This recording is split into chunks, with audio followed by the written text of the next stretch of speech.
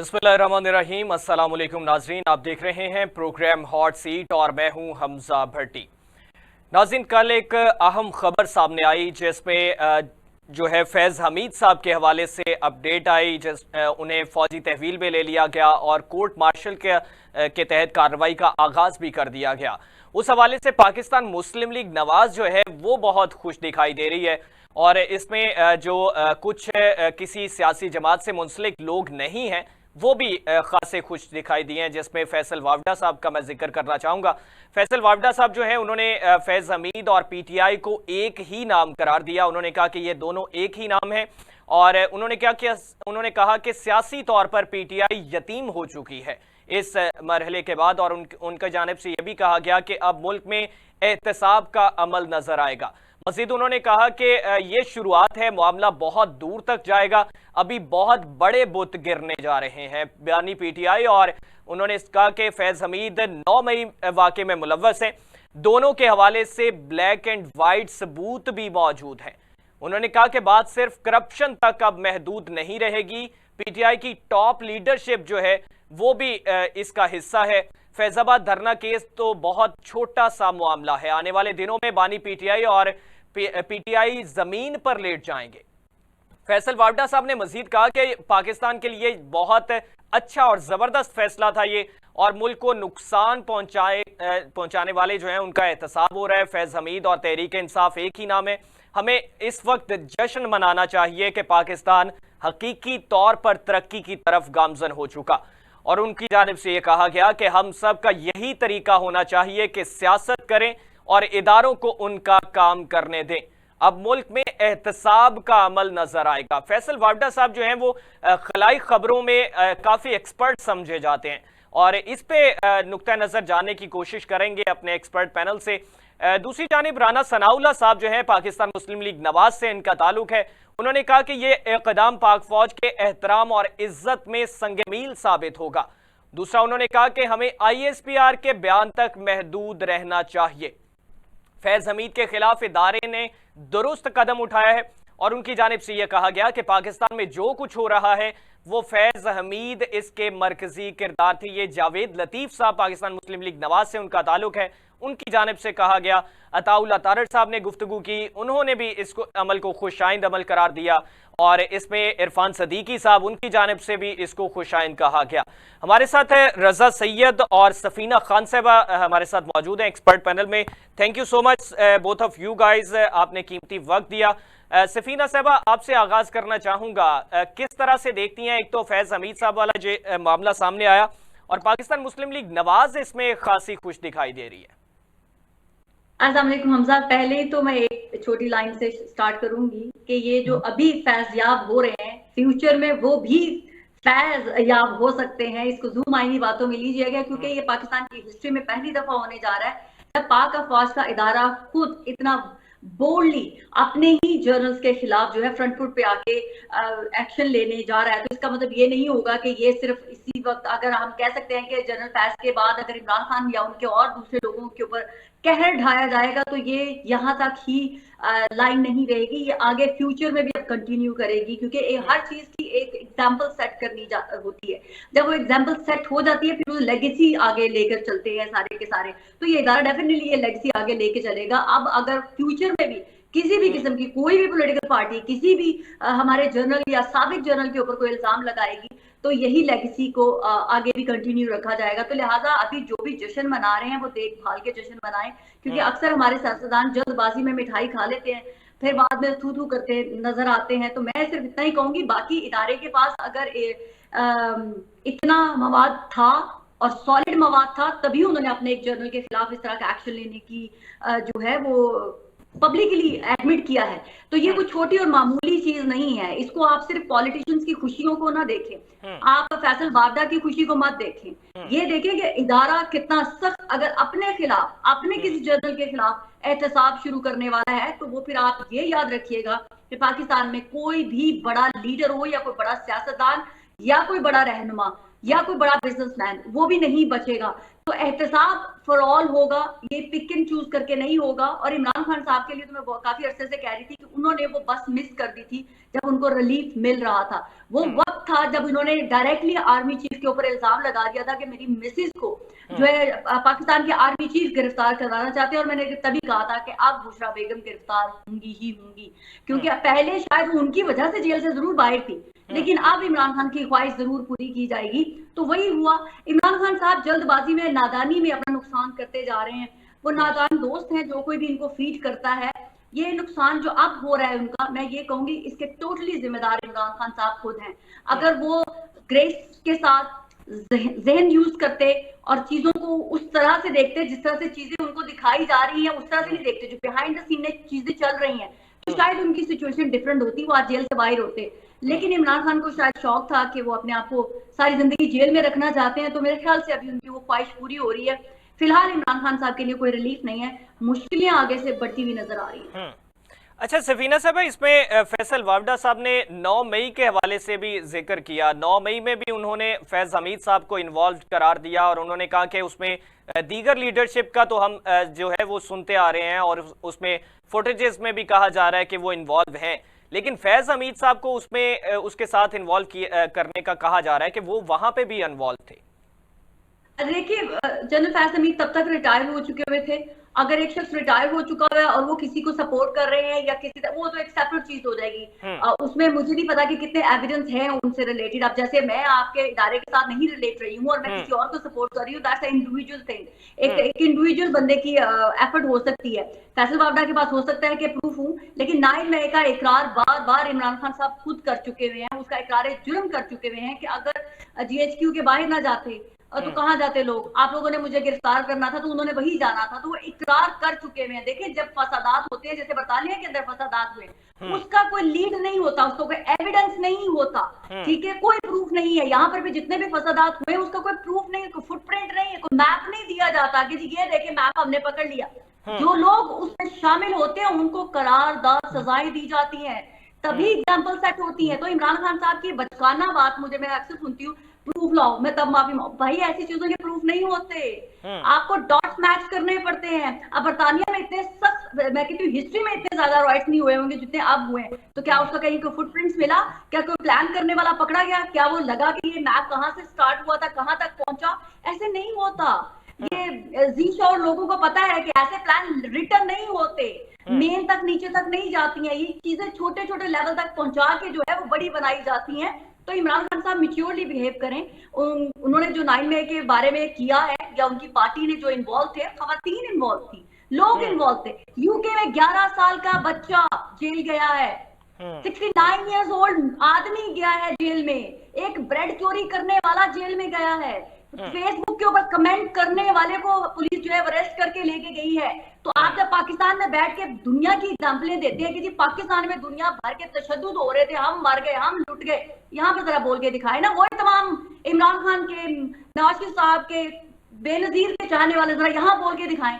MI radio पे बकायदा representative जो है वो बोल रहे होते हैं कि हमें डर लग रहा होता है कि हम सोशल मीडिया पे कुछ लिख रहे होंगे तो MI वाले वॉच तो नहीं कर रहे हमें। तो ये सिर्फ हमारे पाकिस्तानी वो क्या कहते हैं ना, वो शुद्र बेबहार जो भी होता है उसकी तरह बस ये लगे में बेलगाम घोड़ों की तरह भागे जाते हैं, जो मुंह में आता है वो बकवास करते हैं।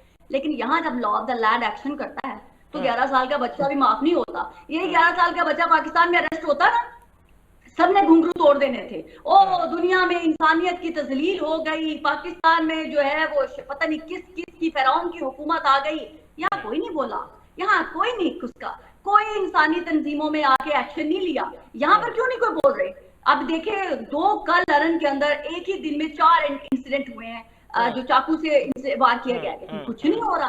पाकिस्तान में मैं कहती हूँ पाकिस्तान में लोग वाकई डंडे के पीर हैं। इनको जब तक डंडा नहीं दिखाया जाएगा ना, ये सही नहीं होते। तो डंडा अगर सही तरीके से सही जगह पे इस्तेमाल हो तो मैं तो सपोर्ट करूंगी। पाकिस्तान में हम किस लिए लड़ रहे हैं? असल जमहूरियत के लिए लड़ रहे हैं। मैं किसी सियासतदान के लिए नहीं लड़ रही हूँ, मैं किसी जनरल के लिए नहीं लड़ रही। मैं चाहती हूँ जिस तरह का मैं इस मुल्क में रह के फैसिलिटीज मुझे मिलती हैं, हुकूमतें आती हैं चली जाती हैं, इदारे कायम है और अवाम को सहूलियात मिलती है। हुकूमतें तो आती है मजीद से मजीद अवाम को सहूलियात मुहैया करने के लिए, लेकिन जो बेसिक राइट है वो अवाम को मिलने चाहिए। अगर वो मिलना शुरू हो जाए तो मेरी तरफ से जनरल आसिम मुनीर रूल करे या इमरान खान रूल करे या नवाज शरीफ या बिलावल भुट्टो, मुझे कोई फर्क नहीं पड़ता।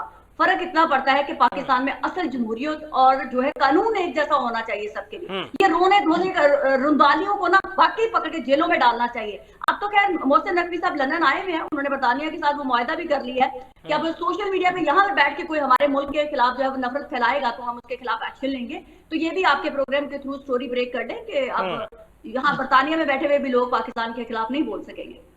ठीक है, रजा सैयद साहब, रजा साहब क्या कहना चाहेंगे आप इस तमाम तर सूरत हाल को किस तरह से देखते हैं, क्या नुक्ता नज़र होगा? जिस तरह से फैसल वावडा साहब की गुफ्तगू भी जो है वो सामने है, उनकी जानिब से कुछ और भी पेशन गोइयाँ की जा रही हैं और उनकी जानिब से ये कहा जा रहा है कि करप्शन तक मामला अब नहीं रुकेंगे, अब बहुत बड़े बड़े बुत जो हैं वो भी घेरे में आने वाले हैं।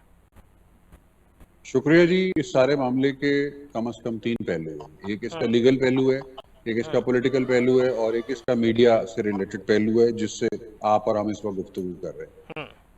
अगर आप इसके लीगल पहलू को देखें तो थोड़ा सा इसके हिस्ट्री में जाना पड़ेगा आपको।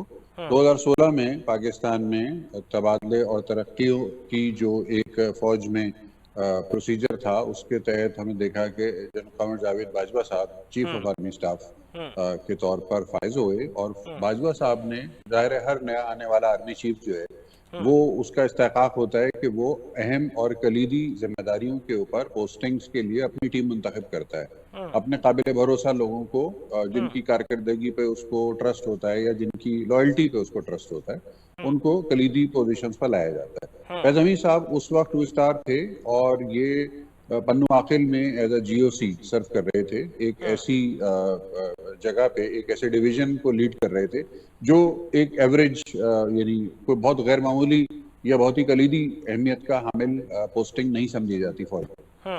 बाजवा साहब इनको लेकर आए और इनको DGCI या काउंटर इंटेलिजेंस जिसको कहा जाता है, उस पोजीशन पर इनको लाके उन्होंने तकर्री कर दी और इनको अपारा में हाउस कर दिया गया। अच्छा, फैज हमीद साहब का और बाजवा साहब का जो ताल्लुक है वो एक जूनियर और सीनियर होने के साथ साथ उसमें एक फैमिली कनेक्शन भी मौजूद था। एक कॉमनैलिटी उसके अंदर थी कि जो जनरल एजाज अमजद साहब जो के father in law he general Bajwa के, और ब्रिगेडियर मुझे सही से नाम याद नहीं आ रहा, शायद याकूब नाम है, ब्रिगेडियर याकूब साहब जो हैं वो फादर इन लॉ थे मरहूम फैज हमीद साहब के, और ये फैज हमीद साहब के फादर इन लॉ और बाजवा साहब के फादर इन लॉ ये आपस में दोस्त थे। तो ये जी बिल्कुल, ये एक 2 जनरेशंस के दरमियान एक इनका एक बाहमी ताल्लुक का जो पस मंजर है वो बताया जाता है। फैज हमीद साहब को जब बाजवा साहब ने DGCI की कलीदी जिम्मेदारी पर पोस्ट किया लाकर, तो यकीनन उनको एक पूरा एक एजेंडा उनको दिया गया होगा, उनको एक टारगेट दिया गया होगा कि आपने क्या काम करने हैं। याद रहे कि ये वो टाइम है कि जब पाकिस्तान में वजीर आजम हैं नवाज शरीफ साहब और डॉन लीग्स के हवाले से एक बहुत ही संजीदा किस्म की एक सिविल मिलिट्री स्ट्राइफ जो है वो पैदा हुई थी और डॉन लीग्स को लेकर जो है बड़ी एक संजीदा किस्म का मुबाहिसा चल रहा था सिविल मिलिट्री ताल्लुकात और सिविल मिलिट्री बालदस्ती के उन्वान से। इस बैकड्रॉप में जब ये तब्दीली आई कमान की और चीफ तब्दील हुए और उसके बाद DGCI की पोजीशन के ऊपर फैज हमीद साहब आए, तो फिर इन्होंने जो भी काम इनका था या जो भी इनकी स्ट्रेटेजी थी, उसके बाद हमने देखा कि जो आने वाले चंद माह के इक़दाम थे उसमें नवाज शरीफ साहब की नाअहली और उनकी हुकूमत का खात्मा, फिर नवाज शरीफ साहब की पार्टी क्योंकि अक्सरियत में थी पार्लियामान में और पार्लियामेंट बहरहाल नहीं डिसॉल्व की गई थी, तो शायद हकान अब्बासी साहब एक स्टॉप गैप अरेंजमेंट के तौर पे वहाँ पर प्राइम मिनिस्टर भी गुजर सकते उनको देखा। अच्छा, इसी दौरान में मई 2017 का ये वाकया है जिस वाकये की बुनियाद पर ये कार्रवाई हुई है जो इस वक्त तमाम हेडलाइन बनी हुई है दुनिया भर में, यानी फैज हमीद साहब की जो गिरफ्तारी है वो मई 2017 का एक वाकया है जिसके अंदर एक निजी हाउसिंग सोसाइटी इस्लामाबाद की, उसके ऊपर एक छापा डाला गया और उस छापे के जो मकासद बयान हुए बाद में सामने आए वो ये थे कि उसमें से जो मिल्कियत थी उस हाउसिंग सोसाइटी की उसको फैज हमीद साहब के भाई और उनके किसी रिश्तेदार की उस पर नज़र थी और वो यानी वो ये अल्फाज ज़रा मुश्किल हैं कहते हुए, अच्छा नहीं लग रहा मेन स्ट्रीम मीडिया पे, लेकिन वो अमली तौर पर एक डकैती और अगवा बराए तावान की कार्रवाई का मामला था। जिसको कवर दिया गया उस वक्त फैज हमीद साहब की एडमिनिस्ट्रेटिव कवर उन्होंने दिया और उनकी इमा पे, उनकी अप्रूवल पे और उनकी मैन पावर इस्तेमाल करते हुए ये छापा मार दिया गया। और फिर बहरहाल वो एक ड्यू कोर्स ऑफ लॉ से गुजरने के बाद अगले कई साल लगे और उसके बाद हाई कोर्ट से वो सारे मामला जो है वो रिजॉल्व हुए हाउसिंग सोसाइटी के मालिकान के फेवर में। यानी ये बात इस्टेब्लिश हो गई, अदालतों से इस्टेब्लिश हो गई कि वो छापा गलत था और उस छापे के जो अगराज व मकासद थे वो गलत थे। अच्छा, अब निजी हाउसिंग सोसाइटी के जो मालिक हैं इन्होंने अपनी जब ये अदालतों से बरी हो गए और ये रिलीफ मिल गया इनको अदालतों से, तो फिर इन्होंने रुजू किया सुप्रीम कोर्ट ऑफ पाकिस्तान से और इन्होंने सुप्रीम कोर्ट ऑफ पाकिस्तान में एक अपील दायर की और उस अपील में उन्होंने सुप्रीम कोर्ट से रिक्वेस्ट की कि उनके ऊपर जो ये सारी कार्रवाई हुई, जो उनके खानदान के साथ जो ट्रॉमेटिक एक्सपीरियंस हुआ, इसके ऊपर तहकीकात की जाए और जो मुलव्विस अफराद हैं उनको कानून के कटहरे में लाया जाए।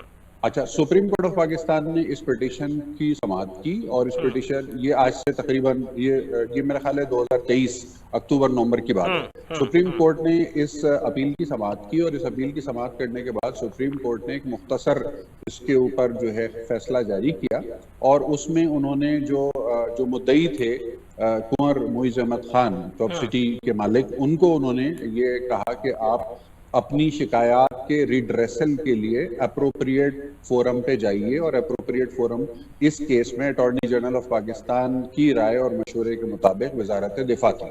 क्योंकि फैज हमीद साहब मरकजी शिकायत फैज हमीद साहब के खिलाफ थी और फैज हमीद साहब जिस वक्त इस सारे मामले में मुलव्विस हुए उस वक्त वो एक हाजिर सर्विस फौजी अफसर थे, तो इसलिए ये मामला चला गया मिनिस्ट्री ऑफ डिफेंस के पास और मिनिस्ट्री ऑफ डिफेंस ने अगले चंद माह मिनिस्ट्री ऑफ डिफेंस में इसके ऊपर तहकीकात चलती रही और उन तहकीकात के नतीजे में कल हमारी नॉलेज में ये बात आई जब ISPR का एक प्रेस रिलीज सामने आया और उससे हमें ये पता चला कि फैज हमीद साहब को गिरफ्तार कर लिया गया है और जो इस बात की अलामत है कि जो इल्जामात उनके ऊपर लगाए गए थे वो सब्सटेंशिएट होते हुए नजर आ गए तहकीकात की रोशनी में। और फिर जो ज्यादा संगीन बात सामने आई वो ये आई कि फैज हमीद साहब की गिरफ्तारी के मुहर्रिकात में सिर्फ हाउसिंग सोसाइटी के ऊपर मारा जाने वाला जाली छापा ही वाहिद उनका मामला नहीं, बल्कि 9 मई के इक़दामात पर भी और 9 मई से जुड़ी हुई जो हिकमत अमली है उसमें भी उनके फुटप्रिंट के बारे में दबे दबे अल्फाज में इशारे हमें उस प्रेस रिलीज से मिले। अच्छा, अब जाहिर है इसके ऊपर फौरी तौर पर फिर पॉलिटिकल पार्टीज ने और जो नुमाया सियासी शख्सियात हैं, बकौल आपके के जो बगैर सियासी जमात की शख्सियात हैं, वो सब मुतारिक हो गए और मीडिया में खबर बन गई, ब्रेकिंग न्यूज हो गई और उसके ऊपर तज्जिए तबसरे शुरू हो गए। और इसमें जो इस वक्त हुकूमत है यानी पाकिस्तान मुस्लिम लीग नवाज की, उनके जो कलीदी रहनुमा हैं उन्होंने सबने बढ़ चढ़ के इसके ऊपर जो है वो बात की और फैसल वाबडा साहब ने भी इस पर बात की और बहुत से तजियाकारों ने, सहाफियों ने भी इसके ऊपर बात की। पाकिस्तान पीपल्स पार्टी ने भी इस अमल को खुशाइन अमल करार दिया। जी, तो जितने भी लोग इस सारे मामले से वाकिफ थे उन्होंने इसके ऊपर अपनी अपनी राय दी। अच्छा, अब जाहिर है राय जो है उसका जो एंगल है अब आ जाता है पॉलिटिकल मामला ऊपर आ जाता है। यानी ये तो लीगल साइड थी कि फैज हमीद साहब फंसे कहाँ, फैज हमीद साहब फंस गए टॉप सिटी पे मारे जाने वाले जाली छापे के केस में। इसमें तो उनके ऊपर कोर्ट मार्शल इनिशिएट हो गया। लेकिन अब जो उनकी पॉलिटिकल इंजीनियरिंग वाले जो मामला थे, जो पाकिस्तान के 25 करोड़ अवाम की दिलचस्पी के हामिल हैं और जिससे पाकिस्तान की सियासत के ऊपर इंतहाई दूररस नताइज मुरतब हुए हैं, और ये कहा जाए तो गलत नहीं होगा कि पिछले 6-8 साल के दौरान पाकिस्तान में जितनी भी सियासी उखाड़ पछाड़ हुई है और जितनी सियासी अनरेस्ट हुई है और जितनी माशी अबतरी आई है उसके नतीजे में, वो सारे मामला जाके जुड़ते हैं और वो सारे मामला जाकर कन्वर्ज होते हैं उन इक़दामात, उन फैसलों और उन पॉलिसियों के अमल दरामद से कि जिसके अंदर एक कलीदी किरदार फैज हमीद साहब का जो है वो दुनिया जानती है कि वो एग्जिस्ट करता है। तो अब फैज हमीद की जो गिरफ्तारी है वो सिर्फ एक क्रिमिनल केस सबब तो बन गया। हाँ, क्रिमिनल केस एक सबब तो बन गया उनकी गिरफ्तारी का, लेकिन अब जिसे वो पंजाबी में कहते हैं कि अब रोजाना नए कट्टे खुलेंगे और शायद खुल चुके हैं बहुत सारे कट्टे उनके कामों से जुड़े हुए, और ये वो कट्टे हैं कि जिसको अब उनके सियासी तौर पर जो मुतासिर हुए उन 6 साल के दौरान के जब वो पावर में थे, जिसमें नून लीग सर फहरिस्त है, शायद पीपल्स पार्टी को भी तकलीफ रही, जरदारी साहब ने भी बाज दफा कमेंट किया उनके बारे में, नाम लेकर फैज हमीद साहब के बारे में, और दीगर जो सियासी जमातें छोटी बड़ी हैं उनको भी, उनके भी अच्छे बुरे तजर्बात की एक तवील फहरिस्त है। तो मेरा ख्याल है कि अब सबसे ज्यादा जो रजा साहब, सॉरी फॉर इंटरप्शन, यहाँ पे मैं ऐड करना चाहूंगा, मौलाना फजलुर रहमान साहब भी नाम लेते रहे हैं और वो नाम किसी और एंगल में लेते रहे हैं, तो पीडीएम के लिए भी कहीं ना कहीं सपोर्ट रही है जो मौलाना फजलुर रहमान साहब जिक्र करते रहे। देखिए, एक फर्द जो by virtue of his appointment मरकजी किरदार रखता हो सियासी लोगों से कोऑर्डिनेट करने का, तो उस शख्स का नाम तो हर एक के जबान पे आएगा।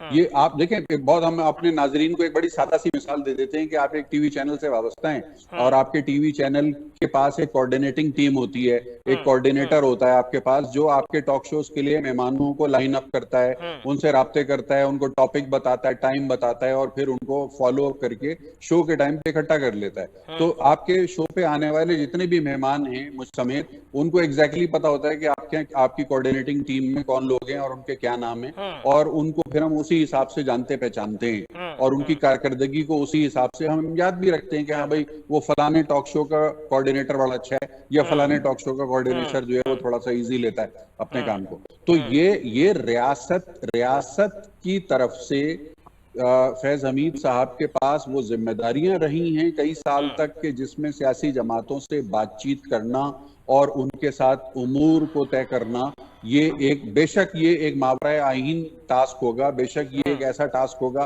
कि जो कॉन्स्टिट्यूशन ऑफ पाकिस्तान में वाज़े अल्फाज में आज की तारीख में नहीं लिखा। मैं फेवर में हूं कि इस टास्किंग को कॉन्स्टिट्यूशन का हिस्सा बना देना चाहिए, मैं इस बात के फेवर में हूं। मैं कहता हूं कि कोई काम मावराए आईन और मावराए कानून होना ही नहीं चाहिए, इसलिए कि जब आप मावराए आईन और मावराए कानून काम करने की प्रैक्टिस शुरू करते हैं तो फिर ये टॉप सिटी जैसे छापे भी डलना शुरू हो जाते हैं। जब आप एक आदमी को ये पावर दे देते हैं कि आप कॉन्स्टिट्यूशन से बड़े हैं और कॉन्स्टिट्यूशन आपसे कोई सवाल नहीं पूछेगा, आप जो मर्जी करें, तो भाई फिर वो अपने भाई को भी तो जाली जायदाद पे कब्जा करके अपने भाई को भी तो फैसिलिटेट करेगा ना, इंसान है वो।